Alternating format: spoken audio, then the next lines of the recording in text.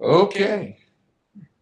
As we wait to come live, because in the next 60 seconds, no matter what we say on this show, doesn't matter, because you know why? It takes 60 seconds for the people to start following the ball. Right. So while we're going to wait here on this Monday night show, again, I don't have the song, the dance, the whistles, the rhymes, the everything. I don't have it. So we're going to wait to see if we are connected on the YouTube or the Facebook or the everything as we said. Or the real. It's real. It's real. This is live. There's no phony business. And tonight on the show, it's going to be fun, man. There is fun around just about every corner tonight. Can you hear that? I can. And you guys were supposed to be on at 8:30 or something. 8:30. We got Big Nance. She is back. I got to get the cameras adjusted to what we're doing here this evening. Guys, you see here, I'm moving the cameras quick and fast. It'll get you sick. We're going to throw our faces up, and you still see this. And as we wait, as I say, we've been on for a minute. Happy Monday night, Pioneer Villagers. This is the family show. And we talk everything and anything pigeon related, pigeon and more pigeon and pigeon races and non-pigeon races and what you like about pigeon races and what you don't like and what you like to see have different, anything related to pigeons. So as we fire up, I'm going to start by saying hello to everyone. And again, guys, the secret to this show is I'm doing this, I'm narrating for one reason and one reason only. I want to become better at public reading. That's right. Okay, so, guys, like, share, and subscribe. Subscribe, like, and share. You may see in the background here, Big Nance behind us. She's having some soup. Would you like some soup? Oh, I got a bowl here for you here. Cream of broccoli soup, guys. Tremendous. Very nice. You're going to grab some. We're going to get the questions going off. Good evening, Michael Peevler. Hey, Mr. Brian Mansker. We've got some good news for you. 17's back, but boy, 17 is one of the birds we've seen come back today. I could shave with her.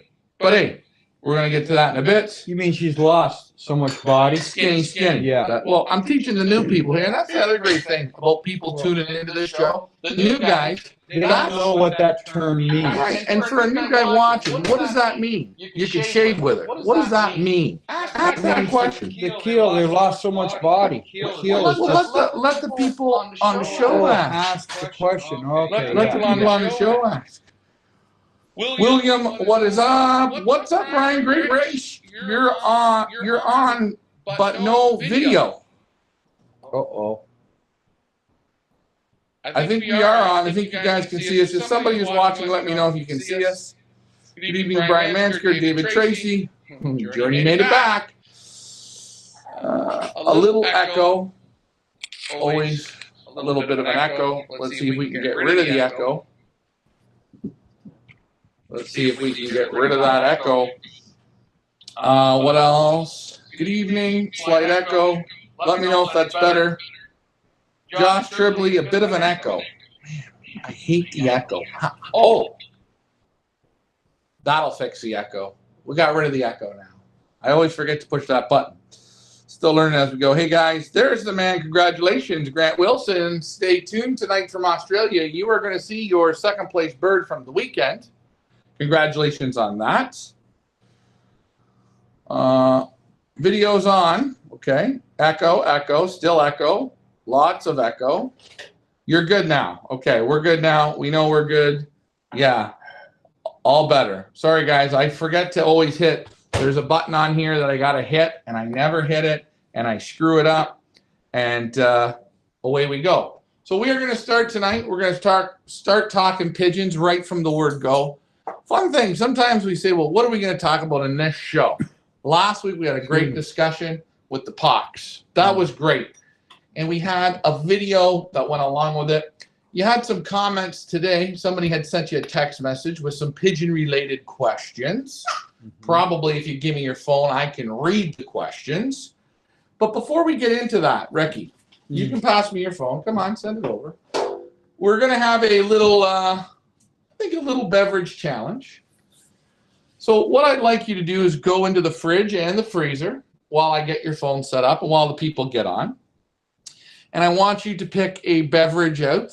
Let's, should we start with the reigning champion Dab from last week's beer drinking? Go grab us. No, we want to get the Belgian beer. You want to get the Belgian beer? Yeah. Oh, yeah. Okay. Oh, yeah. So Doma. go get it. Yeah. Get it. Did Whiplash come home? We had, what did we say today that we had, Ricky? I believe we're up to 78. 78. Yeah. 78 home. 100%, yeah. Unfortunately, Mr. Mike Sheridan Whiplash is not one of those fine pigeons that made it home. But, hey, we tried. Okay? It's still not over yet. I mean, the race is over, but she can still come. Grab us each a glass. Yes, I will. Okay. Tonight's beer we are going to try is a beer that I had in Belgium. Okay. This is a very Belgian-y beer. You will get this literally everywhere you go in Belgium. How would you pronounce this, Mr. Belgium? Le Fleef? Le Fee. Le Fee. A product of Belgium. It is a Belgian ale. It's 6.5%, Ricky. So we are going to get her open. I don't know. No, you got to get the thing there. That's one thing I do like. Now we don't have a. Hold it right.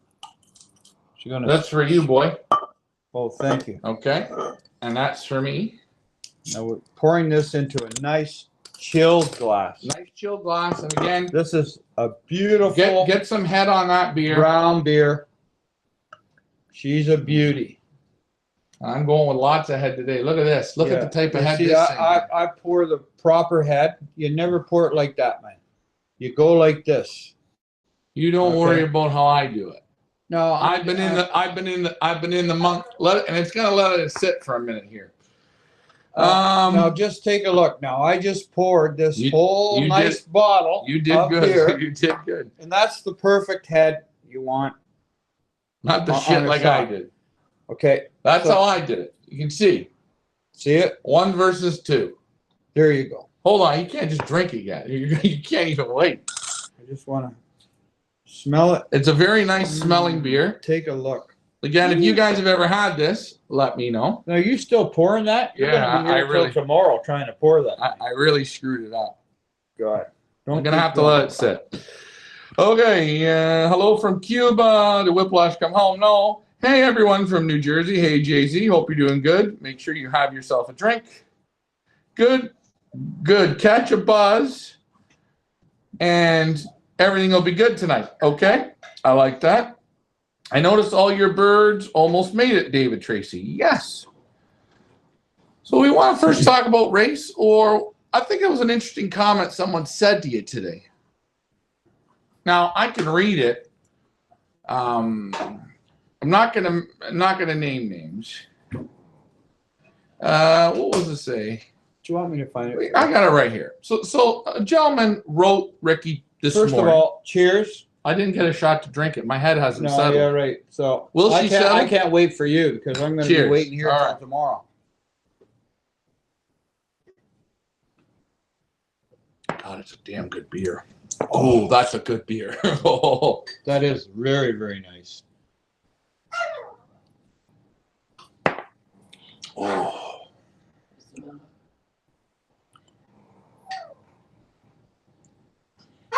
Man, that's a good beer. It is. Man, that's a nice beer. Very nice beer. 6.5%. Very brown beer. Not heavy feeling. No. Okay, so here's the comment. Claudio, hey, don't worry, Ryan. At least you good at feeding birds. Don't worry, Ryan. At least you're good at feeding birds. Claudio's giving Ricky a little rub. Mike Green, how's it going? Mike Parrish, how's it going? Henry,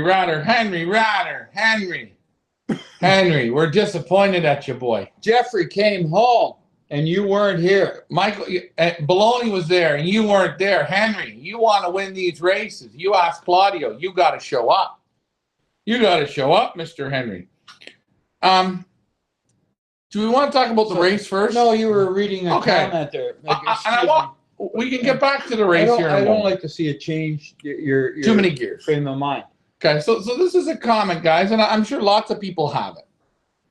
Hey, It's not a comment. hey, It's a question. hey, Richard, when is the best time to move pigeons from one loft to another, before or after the molt? I have to move all the young birds. No, just hold Just on. hold on. I'm reading the whole thing. Oh, I have to move all the young birds into the old bird loft. Hopefully, they will just trap into the old bird loft in the spring with no issues going back to the young bird loft. So, guys, so if I can interrupt you, just you're not. Just slow it hold down. on a minute. You're not answering any of the person's I questions. just wanted to read what the bulk of the question was. So the No, audience. There's two questions there, my There's friend. two. So I read you both the questions.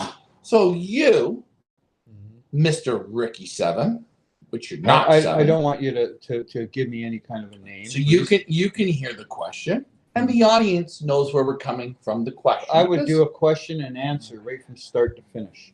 You don't pile up a whole lot of questions. There was 2 questions. Wow. So let's go back to question 1 to slow it down for you. When is the best time to move pigeons from one loft to another, before a molt or after a molt? Ricky, since you're on fire, dig her away, boys. Read what I answered.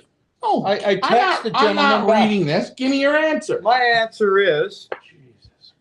I gotta have a beer. before or after a molt.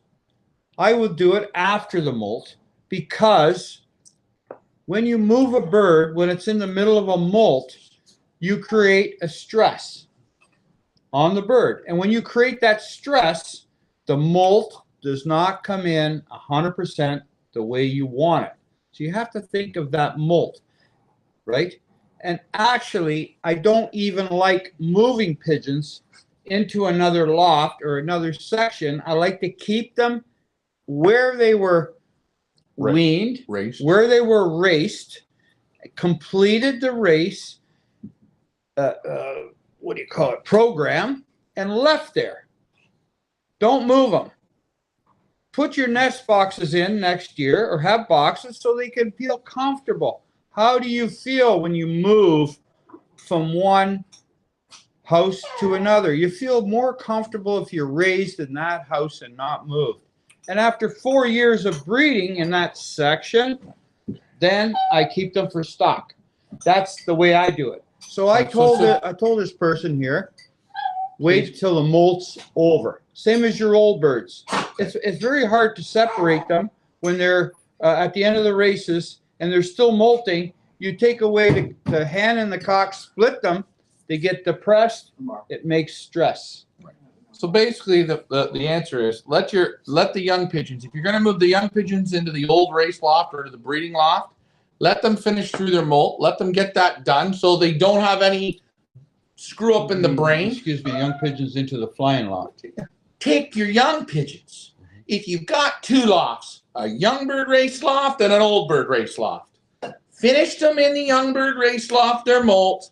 If you're one of those guys that moves them into the other loft, then move them. I just corrected you. You said before into the breeding loft. Or in the if race you're loft. one of those guys that thinks that putting a young pigeon after 1 year of racing into the breeding loft, let the molt finish, then put them into the breeding loft.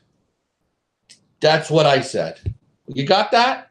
Is that almost the same as you said? Go ahead. Oh yeah. No, is that not the same? Yeah. Exactly the same. The secret there is let them molt, let them finish molting. Because you move any loft you move them into, there's going to be domination, there's going to be stress, there's going to be a little bit of uncertainty, and it slows the molt down, it stresses the bird out just a little bit to not comfortable. 100%. 100%. That's what I'm saying. Okay, that was the first part of the question, guys. If you have, They asked me the question. I told them, and you gave the right. Did you give your? we give your the same answer? sort of answer. Give your answer. I just gave it. Okay, good. Good evening, Rosedale Lofts. What y'all recommend? Okay, so this is ABC. Now we're going to get to the second part of this question momentarily. Yeah. ABC Loft has a question. ABC Loft 3302. I think that's his area code. What is your recommendation on what to look for when going to locate winning lofts to buy birds? What should I look for? Now that's a really good question. That's a good question. That's a heavy, big question. There's a lot of meat and potatoes on the a lot of meat on the bone on that question. Ricky, take her away. I would look for performance, and I'm not looking for performance as a young bird. I'm looking for performance in 4 years of racing. Young bird, 2 years, 3 and 4 years. I'm looking for meters, hours on the wing. Yeah. Hours on the wing. I'm not looking for blow home birds. Say, well, look at the first year, that's my best pigeon. Flew at 1,700 meters almost every week. You know, and the next year, that same pigeon flew 1,700 meters again, and we go again. That pigeon is not a working pigeon. It's working on a blow home. The other thing, we start off with 40 youngsters, fly them every year for 4 years. Let's see what's left at the end. So if you're going to go to a loft that's a real experienced loft, how long you been flying? Let's see your records. Records? Okay. But if you go to a guy that says, I've been flying 3 years, you see this bird here flew this time, this good race, and, you know, a yearling, it flew one race, and, you know, hey, there's no performance there. You got to see performance, the records on that. And getting back to it, I think you want to look at records. Take a look at a pedigree, okay? You want to see what the father raced, what the mother raced. Hold on. Then you want to look at the grandfather on the father's side. What did he race and produce? What did the grandmother race and produce? Mother's side. What did the grandfather produce and race? What did the grandmother produce? If you can look in every tree and they have race results, that means the pigeon family is rich with performance. Okay, now, if you're going down to Spring Hill, Florida, we're going to use that as an example. You don't want to go there and take pigeons, I don't believe, that are racing 800, 900, 1,000 every week. I think those birds might not do it for the course. You might need a bit of that, but you're going to need a pigeon for a faster course. That's my thought, slightly on that. And you want to look for guys that are multiple winners in the family tree, not once and parked, not one good young bird race and parked, not one good old bird race and parked to breeding. You want to see he was a decent young bird, he was a good yearling, he was a great old bird. At least 3 years, at least. Well, I say 4 years. And again, if you look at a pigeon and a guy says, look at last year in the combine, flying against 1,000 or 2,000 or 3,000 pigeons, he was 5th ace young bird in the combine. As a yearling, he was 10th ace yearling in the combine. And as an old bird, the son of a gun, he was 4th best old bird. You've got one pigeon that's consecutively coming. You know, those are the birds you're looking for. Let's look at that bird's background. Let's look. Look That's at that, right? Now- Don't go to a loft where a guy says, see that bird? I want a North Bay. Question, No. Ricky. Right. Some birds, I'd have to say, some birds can fly 1,700 meters. Say, this bird, I won this thing with 1,700 meters. The next week, I won again at 1,000 meters. Better with bird. that bird. Holy jumping.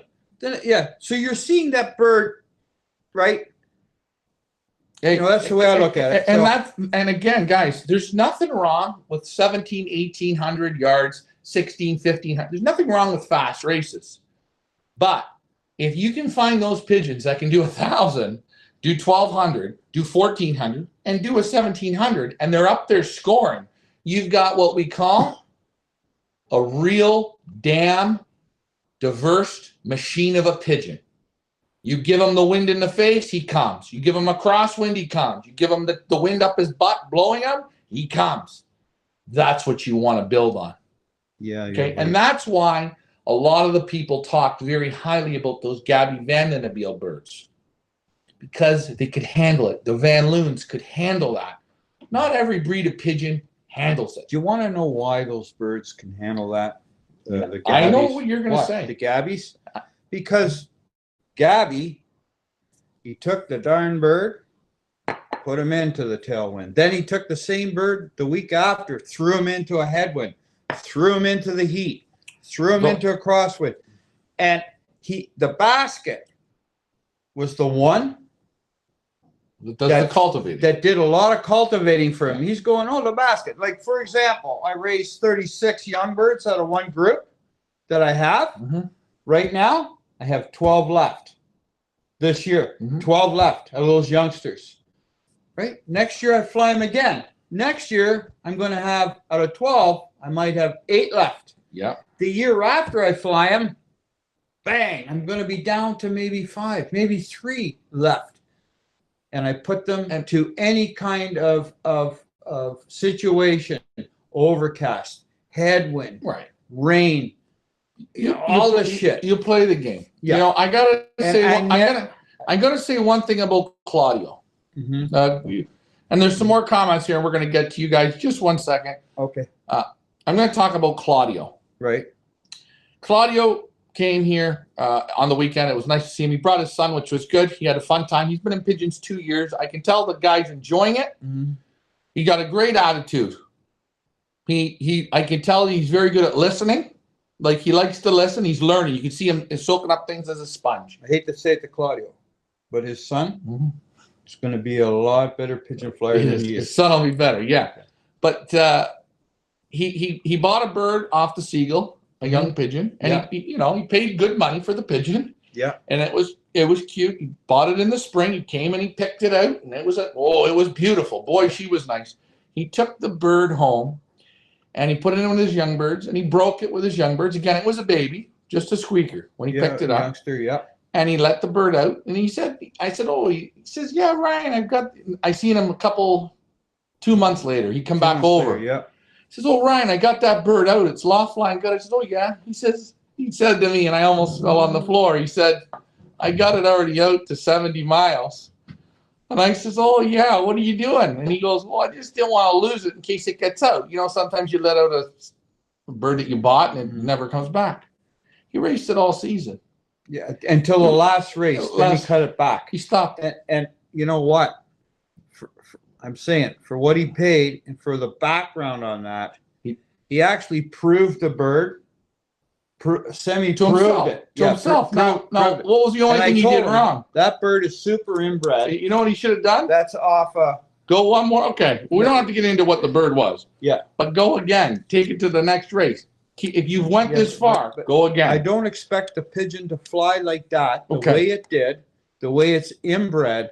That's not meant for that. Brian has a question. Excuse me. How many weeks should a molt really take? From start to finish? 12 weeks? All these years I've had birds, and that's a darn good question because time passes very quickly. I would say from start to finish, 3 weeks. I don't know, 2 to 3 weeks, because you get them, they just fall apart. Are you talking about wing molt? Yeah, the whole molt. Well, wing molt for young birds takes so many weeks, 6, 8 weeks, 10 weeks. But a body molt comes off in 2 to 3 weeks, 100%. You see those birds fall apart, you're going, oh man, you look bad because they're molting. Yeah. And then it just goes right within about 2 or 3 weeks, I would say. Now, I that kind of answer is not professional. But I just look, oh, you're falling through the mold. I don't even write it on my calendar. I say, oh, yeah, 2 weeks later, 2 weeks, bang, nice and clean. But not the wing mold. Not the wing molt. The wing molt a little slower. What do they do? About a flight a week? The wing, yeah, about a flight every 2 weeks. Flight every 2 weeks. Yeah, about a flight every 10 days. And once they get out there on the 8th, 9th, and 10th. Again, I find with these one loft birds, if we shut them down, shut the lights off them now because they're on lights for 16 hours a day to hold everything. If we don't let them out, we go back to regular daylight hours, which is 9 hours now a day, light. Within about 7 days, they start to look loose, and then boom, they start to go. They clean right through. The flights wherever the bird is. If the bird's got 4 to go, he starts molting flights.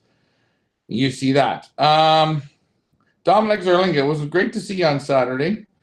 Great barbecue chicken on that. I'll have to, if you want the recipe, let me know. What do I think about one-hit wonders in one-loft races? You know, this is a real touchy answer because the problem with this answer is you will offend people, and we're not here to offend people.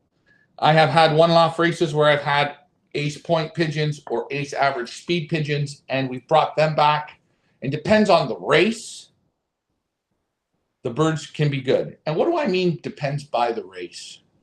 You know, if it's a 4-race series and every race was cherry-picked for tailwinds and he trained them half-ass, not very good, I put less value into the pigeon. You know, for instance, there was a big race that went off today. I'm not going to name the name. I'm not going to name it because any time I name it, they come after me. Right. Not one pigeon in the race I'm interested in. Not one.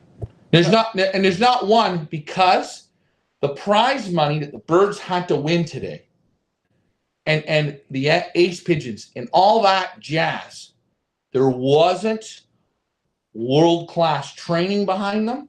There wasn't a goddamn work ethic into those pigeons. Bang, bang, bang, bang, bang, bang, bang, bang. Yeah, but there wasn't that into those pigeons throughout the series.